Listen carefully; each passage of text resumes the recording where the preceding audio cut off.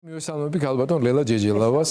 ქალბატონ ლელა დღევანდელი გადაცემა დატვირთული იყო ბევრი მნიშვნელოვანი მოვლენით, თუმცა ქართულ პოლიტიკაში შეგვიძლია ვთქვათ, რომ რაღაც ახალი საინტერესო ტენდენცია შეიმჩნევა. ერთი შეხედვით პოლიტიკური მოედნის ისეთ კუთხეებსა და ფლანგებზე ისეთი ჯგუფების ან ადამიანების გააქტიურების, სადაც წესით ოპოზიცია სრულად უნდა დომინირებდეს.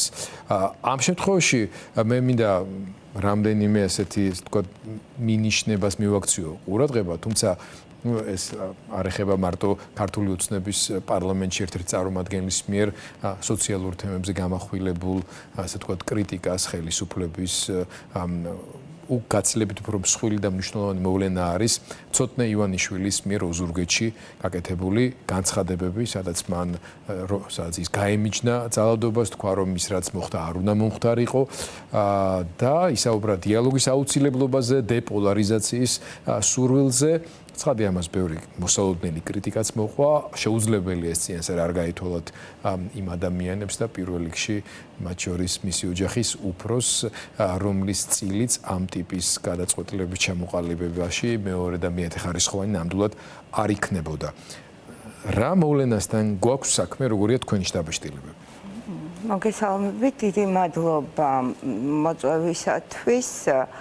საერთოდ ძალიან არ მიყვარს ხოლმე პოლიტიკოსების ოჯახის წევრებზე და განსაკუთრებით შვილებზე საუბარი, როდესაც ისინი სანამ ისინი პოლიტიკურ განცხადებებს არ გააკეთებენ და არ შეეცდებიან, რომ როგორც საჯარო პერსონები, ისე წარსდგენ საზოგადოების წინაშე.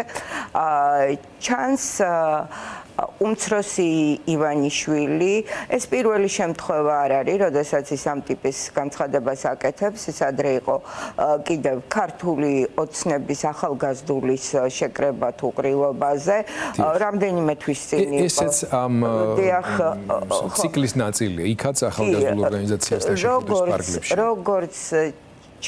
როგორც ჩანს, მას ეს როლი აქვს ახლა მინიჭებული, როგორც ვიცი, მისი უფროსი თუ შუათანაძმა, რომლისგანაც პრინციპში ძალიან არის ბიძინა ივანიშვილი წესით დავალებული, იმიტომ რომ პოლიტიკაში მოსვლის წინ ბერა აქტიურად იყო ჩართული მის საარჩევნო კამპანიაში, მან ძალიან დიდი როლი შეასრულა, მოდი ვთქვათ, ქართულ ოცნების სასარგებლოდ ახალგაზრდული, ჩვენი საზოგადოების ახალგაზრდული ნაწილის მიზიდვაში და გარკვეულწილად ეს იყო მისი შენატანი, მოკლედ მამამისის პოლიტიკურ კარიერაში.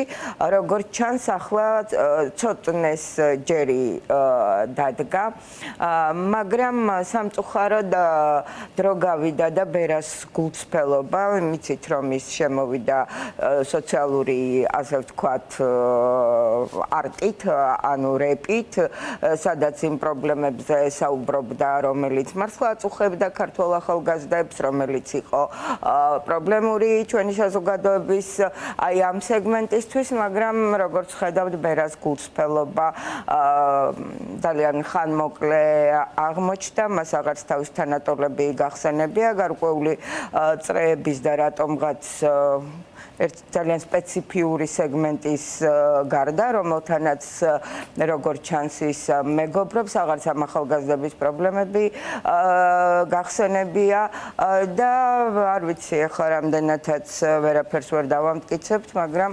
ავიანები არიან ამბობენ ბრწყალებში რასაკვირველია, უკვე სხვა ტიპის საქმით არის დაკავებული და ასე ვთქვათ პარტიის თუ ოჯახის ფინანსური თემების მოგვარებაშია აქტიურად ჩართული, როგორც ამბობენ.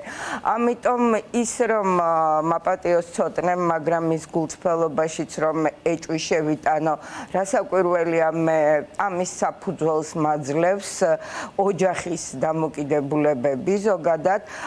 ბიძინა ივანიშვილი ატარებს ექსპერიმენტს ქართულ ხალხზე და ამას სხვა არაფერი არ ჰქვია. თუ გავიხსენებთ მის დაპირებებს, რომლითაც ის მოდიოდა ხელისუფლებაში, რას პირდებოდა ქართულ ხალხს და ქართულ საზოგადოებას და რა აქვს დღეს ჩვენს ქვეყანას, ხო რა მდგომარეობაშია. ნუ ფაქტია, რომ ეს ადამიანი მაინც და მაინც კარგი ექსპერიმენტატორი არ არის. მე არ ვიცი რა მოუვიდა იმ რაღაცა განსაკუთრებული ჯიშის კარტოფილს, რომელიც მან ასევე ექსპერიმენტულად გამოიყვანა და რომელსაც პირდებოდა, რომ რა ვიცი, უფასოდ დაურიგებდა ადამიანებს, მაგრამ რა მოუვიდა საქართველოს და რა მოუვიდა ქართულ საზოგადოებას, ამაზე ძალიან დიდხანს და ძალიან მტკივნეულად შემიძლია ვილაპარაკო. ბიძინა ივანიშვილის ექსპერიმენტი ძალიან ძვირი უჯდება ამ ქვეყანას, ძალიან ძვირი უჯდება ქართველ ხალხს და მე წუხვარ მართალი გითხრათ, რომ ამ ექსპერიმენტში ახლა მან თავისი ვაჟი, უმცროსი ვაჟი ჩართო. მე უბრალოდ რა ვიცი, ძალიან გულწრფელა და ადამიანურად მინდა ვთქვა, რომ მეწოდება ეს ბიჭი ამხელა ტვირთის ასაღებად, რომ ქართველი ხალხით თავის შექცევა მამამისივით მანაც დაიწყოს. მე არ მიჯერა მისი გულწრფელობის, სწორედ იმიტომ, რომ როდესაც მისტოლ ახალგაზრდებს თუ პოლარიზაციაზე მიდგა საქმე, სასტიკად უსწორდებოდა ძალოვანი სტრუქტურები, რომელთანაც ძალიან მჭიდროდ მეგობრობს ყველასთან და მეგობრობდა მისი უფროსი თუ შუათანა ძმა ბერა, ჩვენ და ძალიან აქტიურადაც იყენებს ხოლმე პირადი საკითხების მოგვარებაში, როგორც ვიცით, როდესაც თავპირს ამტვრევდნენ, აი პირველი რუსული კანონის დროს ისიც არ ყოფილა მარტივი. მე ძალიან კარგად მახსოვს ერთი სამწუხაროდ გვარი არ მაგონდება იმ ბატონისა ადამიანის მიმართვა ცოტნე ივანიშვილის დედისადმი ქალბატონ ეკა ხვედელიძისადმი დიახ ქალბატონ ეკა ხვედელიძის პედაგოგის მიმართვაზე ვსაუბრობ, სადაც ეს ადამიანი ძალიან გულის ტკივილით მიმართავდა, რომ დედა ხარ და ახალგაზრდები, რომელსაც ეხლა ძალიან მძიმე მდგომარეობაში აგდებენ, ეგება რაიმე იღონო იმისთვის, რომ აი ეს სისასტიკე, რომლითაც ეხლა ახალგაზრდებს და სხვათა შორის ცოტნე სტოლ ახალგაზრდებს უსწორდებოდნენ, როგორმე შეაჩეროდა. მე ძალიან კარგად მახსოვს ქალბატონ ეკატერინე ხვედელიძის აბსოლუტურად ემოციისაგან დაცლილი, აბსოლუტურად თანაგრძნობისაგან დაცლილი, საკმაოდ აგრესიული კონოტაციის მქონე წერილი, რომლითაც მან თავის პედაგოგს უპასუხა. ამიტომ დღეს თუ ვინმე ივანიშვილების ოჯახიდან ლაპარაკობს პოლარიზაციის შემცირებაზე, ეს არა იმიტომ, რომ რეალურად მათ პოლარიზაცია და გახლეჩილი ფრაგმენტირებული ერი აწუხებთ. არა. როსტომ ცხვედიანი იყო მისი სახელი და გვარი პედაგოგი მასწავლებელი. ხო, უკაცრავად აღარ მახსოვს. მათ ფრაგმენტირებული და პოლარიზებული ერი კი არ აწუხებთ და ის შედეგები, რომელიც ამ პოლარიზაციას მოყვება და გადაყვება დროში, არამედ მათ აწუხებთ თავიანთი ძალაუფლება, რომლისთვისაც ახლა ეს პოლარიზაცია უკვე აღარ არის საჭირო. ამდენ ხანს ხომ იდგნენ ძალაუფლებას ინარჩუნებდნენ სწორედ აი ამ გათიშედა იბატონეზე და ამ გახლეჩილ და დანაწევრებულ ეროვნულ სხეულზე. გარდა მაგისა, სრულიად გაძარცვეს ეს ქვეყანა აღმოჩნდა ცივი გენოციდის პირობებში, სწორედ ივანიშვილის მმართველობის პირობებში. სწორედ მათი ოჯახის დამსახურებაა ის და ხა არავინ არ თქვას, რომ ასე არ იყო, როდესაც აქ ჩვენ ვერ შევძლებთ თქვენს უზრუნველყოფას და საქმებას და ამიტომ თავს უშველეთ და ბილეთებისა ისე დაგვცინეს, რომ ბილეთების აღებას დაგვპირდა, რომ ბილეთებს აგიღებთ და გაგიშვებთო. ხო, ყველას გახსოვთ ეს ფაქტი. მოდი დაუბრუნდეთ ცოტნეს განცხადებებს და კითხვა სხვაგვარად მინდა რომ შემოგიტრიალოთ. ოჯახში გაარკვიოს ჯერ. აი კითხვა ასე მინდა დაგისვათ. თქვენ თქვით რომ ეჭვი გეპარებათ მის გულწრფელობაში, რადგან აი იმ მომენტში, როდესაც თავისი თანატოლების მიმართ დამოკიდებულების გამახატვა აქტუალური იყო, ახლაც აქტუალურია, იმიტომ რომ ისინი ციხეში სხედან, ბევრი დაზარალებულია, ჯანმრთელობა დაიზიანა ბევრმა. რა უნდა დაუშვათ იმ მომენტისთვის, ან არ იყოს სრულფასოვნად ინფორმირებული, ან ანგარიში გაუწია ბევრ რაღაცას, არ ვიცი, თუნდაც ოჯახში არსებულ განწყობებს და ასე შემდეგ, მაგრამ ახლა სხვაგვარად უყურებს ამ სიტუაციას და მან გადაწყვიტა, რომ ითამაშოს დადებითი როლი. რა შემთხვევაში აღარ შეგეპარებათ ეჭვი მის გულწრფელობაში? აი, რა უნდა გააკეთოს მან ამ სიტყვების თქმის შემდეგ? რომ ასეთი ეჭვით არ დაუწყოთ თქვენ და სხვებმა კიდე ყურება ბატონ ცოდნეს. ხო, იქვე დისკუსია ახსენა და დებატები ცოტნემ. მე არ ვიცი, რაზე სჭირდება დებატები, იმაზე, რომ მზია ამაღლობელი შეურაცხყოფილი ქალი, რომელმაც უბრალოდ ხელი შეუბრუნა შეურაცხმყოფელ კაცს, დღეს ციხეში არ უნდა იჯდეს და რომაც ეს არც სამართლიანია, არც ღირებულებითია და საერთოდ არაფერში არ ზნეობრივი არ არის, ამაზე უნდა ვიდებატოთ. ის რომ ლევან ხაბეიშვილისთვის თავპირი არ უნდა გაერთიანებინა ხარებას, ამაზე უნდა ვიდებატოთ. ეს არის განხილვის საგანი, შეიძლება იყოს. ის რომ ახალგაზრდა გოგოებს შეურაცხყოფა არ უნდა მიეყენებინათ, ძალოვანი უწყების წარმომადგენლებს პირში არ უნდა ეფურთხებინათ და გაშიშვლება არ უნდა ეთხოვათ. ამაზე ვიდებატოთ, ეს შესაძლებელია, დასაშვებია ნორმაა თუ არ არის ნორმა, რაზე უნდა ვიდებატოთ? იმაზე, რომ ანდრო ჭიჭინაძე ციხეში უნდა იჯდეს თუ არა და მასთან ერთად, რა ვიცი, თორნიკე გოშაძე კიდე უამრავი ადამიანი არ მინდა ზვია ცეცხლაძე ვინმე გამომრჩეს, ხო? ათობით ადამიანი. იმაზე ვიდებატოთ, პაატა ბურჭულაძე დღეს ციხეში უნდა იყოს თუ არა, ქართველების სიამაყე და მსოფლიოში ცნობილი ვარსკვლავი, რომელიც სამუდამოდ არის დაკავშირებული საქართველოს ისტორიასთან და მის კულტურულ მემკვიდრეობასთან, ეს საკითხები უნდა განიხილოს ცოტნემ თავის თანატოლებთან. თუ მამას და უნდა კითხოს, რომ რატომ მოხდა ეს ყველაფერი, აქედან დაიწყოს ცოტნემ და შესაბამისად ამის შემდეგ, როდესაც ეს ყველა ვინც ჩამოვთვალე და ვისი გვარიც უბრალოდ ვერ ვახსენე, ყველა რომ გარეთ იქნება, ამაზე ამის შემდეგ კი ბატონო, დავიწყოთ იმაზე დებატები, როგორ სახელმწიფოში გვინდა ცხოვრება, ისეთში, სადაც აი მსგავსი რო არასოდეს არ უნდა განმეორდეს.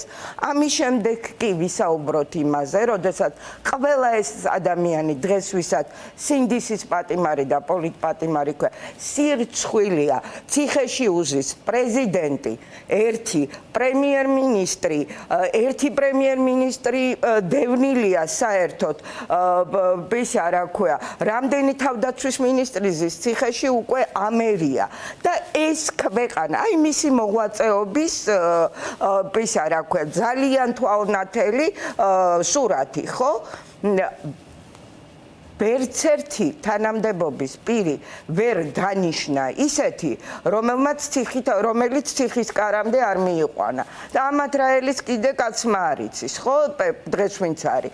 და მაინტერესებს, სად არის ეს ექსპერიმენტის შედეგი, აი რა გვაქვს. და ამასთან ერთად ქართველი ხალხი სრულიად განადგურებული, დადრგუნული, ნაწილი საზოგადოებისა საერთოდ მეორე ხარისხოვნად მიჩნეული, ყველა საარსებო არტერია გადაკეტილი, იმიტომ რომ ბიძინასგან უკონტროლო ფული ქვეყანაში არ უნდა შემოვიდიოდეს, ფინანსური თავისუფლება ადამიანისთვის არის ძალიან მნიშვნელოვანი რამ. და როდესაც ეს ვითომ გრანტების კანონი შემოიღეს, თქვენ ხომ ყველამ ძალიან კარგად ვიცით, რომ მხოლოდ იმიტომ შემოიღეს, რომ ფინანსურად დამოუკიდებელი ადამიანები არ ყოფილიყვნენ ამ ქვეყანაში, რომლებიც ბიძინას ფულზე ან ბიუჯეტზე არ იქნებოდნენ დამოკიდებული, იმიტომ რომ მე თავისთვის უფლება არ მიეცა გაეცათ, რომ კრიტიკული დამოკიდებულება ქონოდათ ხელისუფლებისადმი.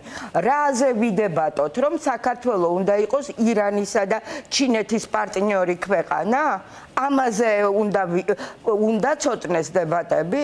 რა ვიცი, ჩვენთვის ეს დიდი ხანია გადაწყვეტილი საკითხია და კიდევ ერთხელ ვამბობ, რომ ყველაზე კარგია ცოტნემ დაიწყოს კითხვით. რატომ მოხდა მამა ასე რომ ვერცერთმა შენმა დანიშნულმა თანამდებობის პირმა ვერ გაამართლა. რატომ არის ჩემი ტოლებით გადატენილი ციხეები? მხოლოდ იმიტომ, რომ ისინი ამ ქვეყნის თავისუფლებას იცავდნენ? და არ უნდათ საქართველოს ირანისა და ჩინეთის კლუბის წევრი ყოფილიყო და ბელორუსის. აი ამ კითხვებით დაიწყოს და მე რასაკვირველია მის გულწრფელობას დავიჯერებ, თუმცა მართლა ძალიან მძიმედ დასაჯერებელი. კაბატონ ლელა, თქვენი ასეთი გულწრფელი ცდილობა, რომ შესულიყავით სიღრმეებში ჩემი ძალდატანების შედეგად გულწრფელობის დეკონსტრუქცია მოგვეხთინა, ძალიან დასაფასებელია და მეც იმალე გითხრათ, ნებისმიერი ახალგაზრდა კაცის შემთხვევაში მირჩევნია, რომ ეს ვერსია შეესაბამებოდა სიმართლეს და არ ვუყურებდე ამ პროცესს იმ კუთხიდან, როგორც ახლა შევხედავ და თქვენც იმ კუთხიდან მოგიწევთ კომენტარის გაკეთება.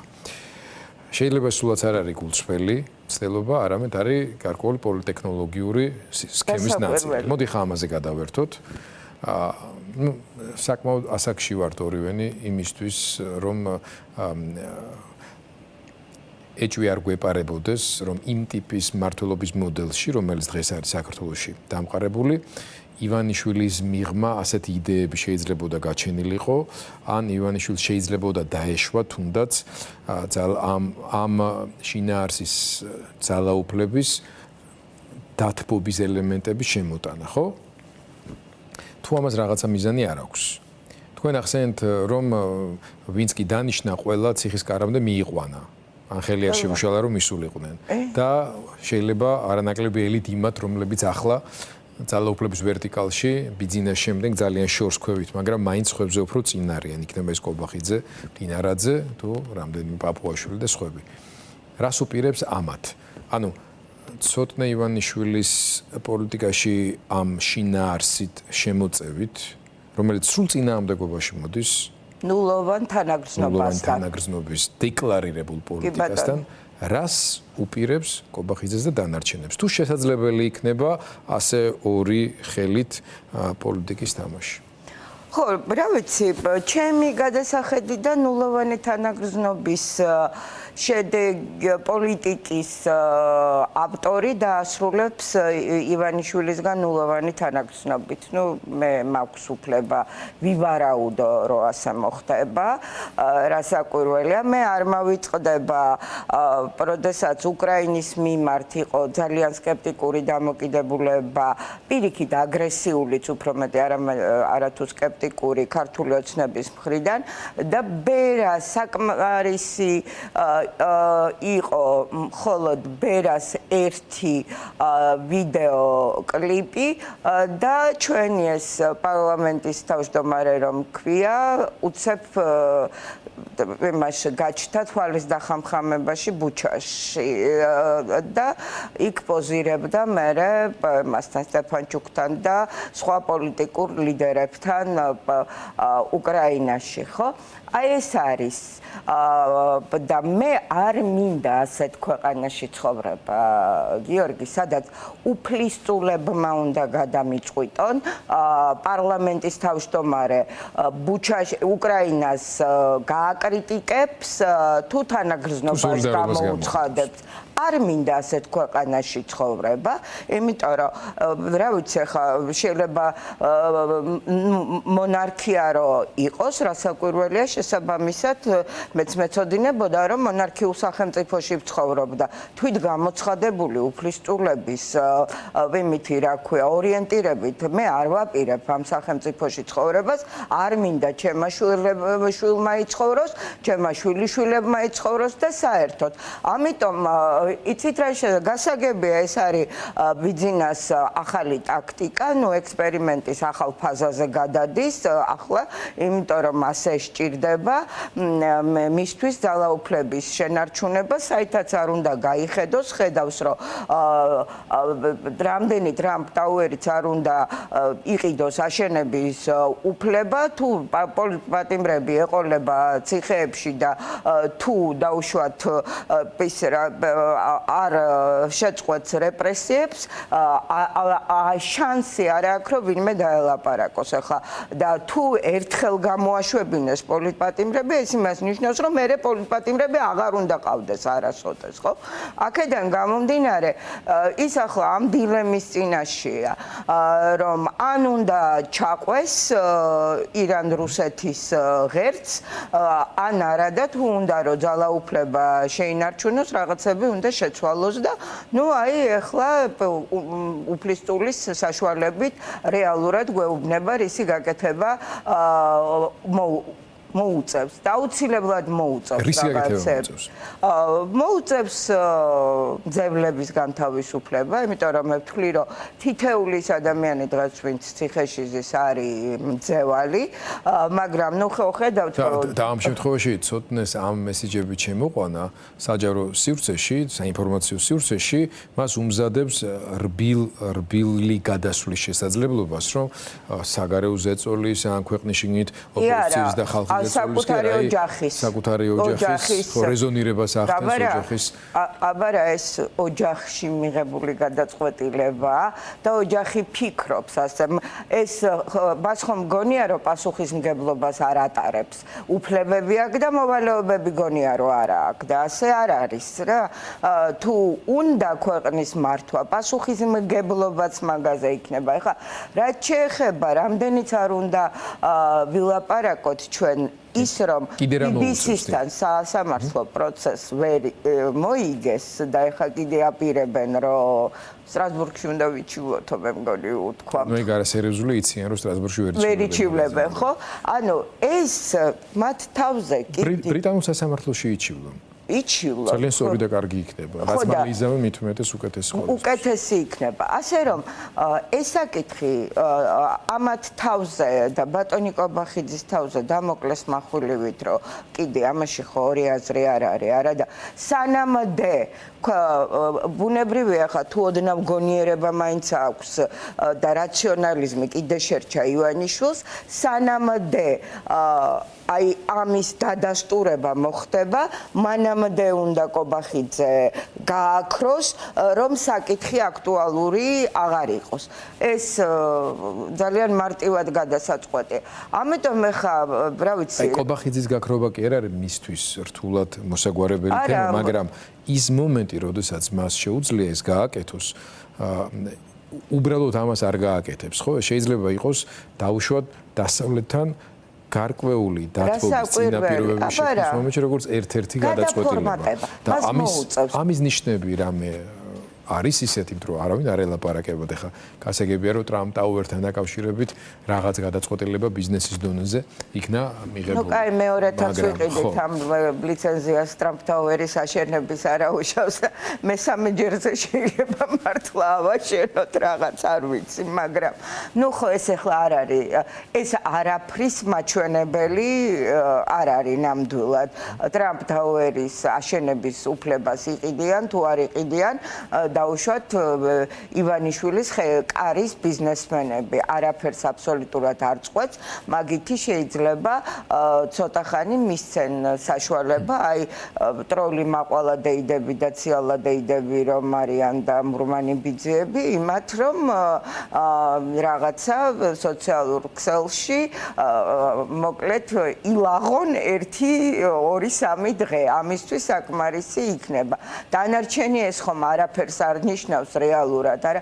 ნუ ეხლა ძირითადად აქამდე რასაც აკეთებდა ბიზნა ივანიშვილი მხოლოდ თავის ელექტორატზე აკეთებდა. ეხლა ეს ძალიან ის აღმოჩნდა, რა ქვია, მებრძოლი კაცი ეს დიმიტრი ხუნდაძე. მე რამდენად უნდა აჯანყდეს პირდაპირ არ ვიცით. ეს დიმიტრი ხუნდაძეს მორიგი ხუნდების აწყვეტაც ხო იმას ნიშნავს, რომ კობახიძეს მთლად კარგად ვერ აქვს საქმე. ხა თქვენ წარმოგიდგენიათ, რომ ისეთი მამაცია დიმიტრი ხუნდაძე, რომ პრემიერად წოდებულს უჯანყდება პატრონის ნებართვის გარეშე, ნუ ეს ხო წარმოუდგენელია რა საერთოდ. ასე რომ, რა ვიცი, მე მგონია, რომ მე საინტერესო ის შეიძლება შეიქმნას ბოლოს რუსთავში სურათი, ციხეს გულისხმობ, ხო, რა ვიცი, ორი პრემიერი არ იქნება ურიგო, მე მგონი.